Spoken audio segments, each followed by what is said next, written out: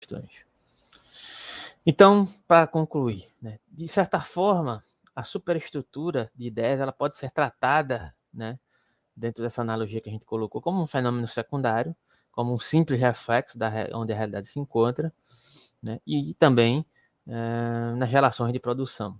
A consciência seria esvaziada de seu conteúdo específico e de sua significação, reduzindo-se a relações econômicas. Isso seria possível, né? Isso seria possível pensar desse modo, mas não é o único modo, né? Por outro lado, né, poderíamos entender uma certa concepção, né, de uma metáfora sobre essa concepção de base estrutural, não conseguir a gente chegar a uma concepção precisa disso.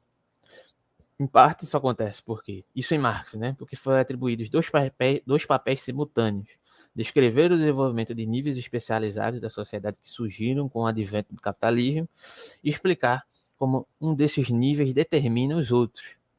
Ela parece capaz de atender à primeira função, isto é, ajuda a descrever o desenvolvimento da diferenciação institucional e dos campos específicos na prática econômica, política e intelectual, presididos por aparelhos especializados, mas parece menos adequada para explicar a determinação da política e da consciência social para dar conta da emergência de nível como parte da totalidade social na medida em que constitui uma imagem inevitavelmente estática que tende a reduzir os aspectos dinâmicos, como a luta de classes ou a prática a um nível específico separado dos outros.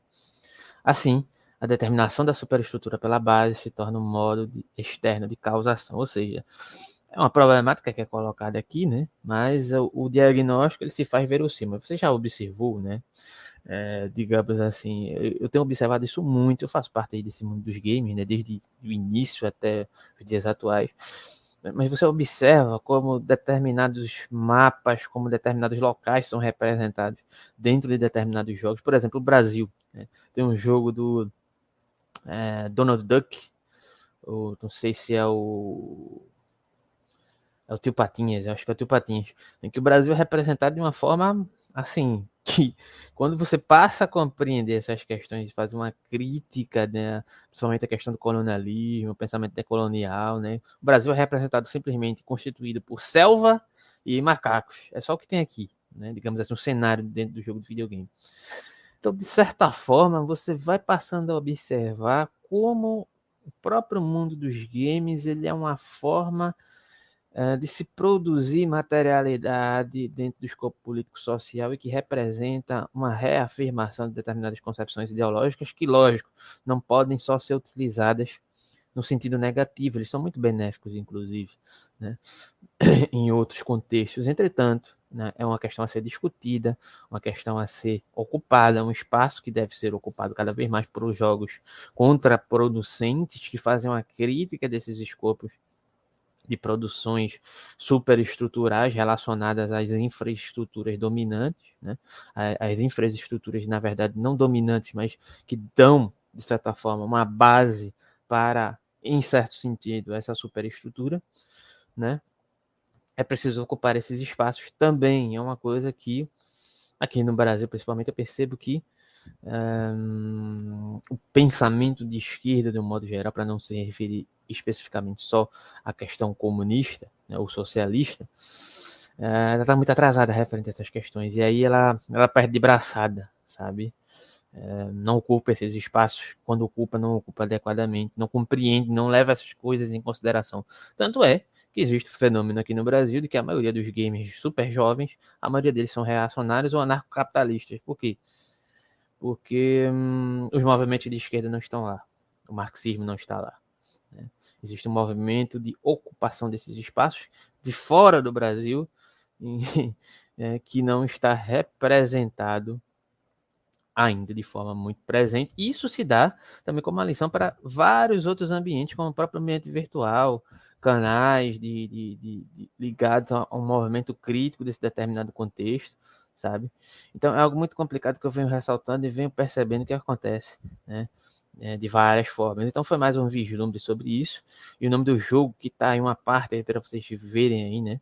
É o Tonight We Riot, né? Que é um jogo colaborativo, né? Que é uma crítica, é um jogo que se baseia nas prerrogativas revolucionárias, né? Joguei um trecho aí no canal para vocês observarem, né? Não foi à toa, né? Vou deixar linkado aí para vocês vislumbrarem como isso pode ser um movimento interessante, né? Um espaço de ocupação também, talvez não mais importante, mas constitutivo. Né? É preciso estar atento a essas nuances, né? Porque as nuances fazem com que você, de certa forma, complete o quebra-cabeça social, né? E é preciso estar atento a todas elas, né? Então foi mais um bate-bola acerca dessa questão da superestrutura em relação ao livro Marx no Fliperama, discutindo algumas questões em relação da superestrutura com o mundo dos games, né? O livro trata, de um modo geral, da questão dos games e como eles foram criando espaços em relação, de certa maneira, a uma ocupação dessa base material, que nós entendemos como virtual, mas eu entendo como base material que produz, né, as superestruturas, né? E no mais, creio que esse foi o último vídeo do ano, olha só, né? Agora só ano que vem. E aí você se inscreve, dá o like, compartilha, né? Se puder ajudar o nosso canal, nosso Pix, nosso apoio, segue na descrição, assim como todas as informações dos nossos grupos e estudos gratuitos, né, no Telegram, e nosso grupo colaborativo da Genealogia da Moral, que é o grupo que está em atividade através de colaboração. Né? Você pode adentrar e entrar em contato conosco, né, através de uma colaboração modesta e democrática.